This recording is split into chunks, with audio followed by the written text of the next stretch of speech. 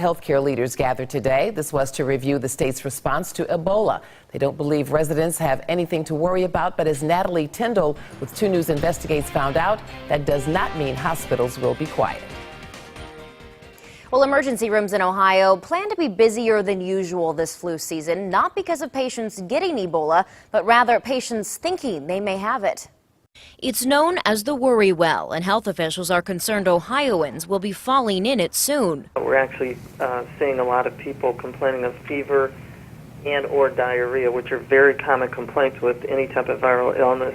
With flu season approaching and the fear of Ebola rising, state and local health leaders are asking patients to not jump to conclusions if you get sick. The thing that we really encourage people to do is use common sense, is that if you haven't been to Africa, if you haven't come into contact with anyone that's traveled to Africa, you're not going to have Ebola. Vomiting, fever, and diarrhea are symptoms of both Ebola and the flu, but there's a big difference. To get Ebola, you have to have direct contact with someone who's showing symptoms. The flu is much easier to get. Do you think hospitals are prepared for the influx of patients that they could see?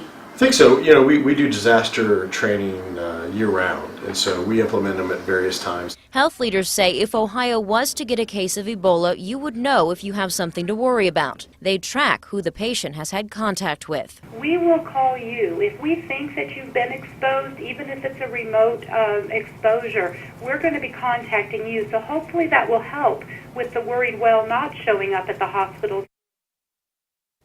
Now, Brian Bucklew with the Greater Dayton Hospital Association says it's important to keep in mind there are only 2 confirmed people right now in the United States infected with Ebola, when just last year alone 38,000 Americans died from the flu. Natalie Tyndall, 2 News, working for you.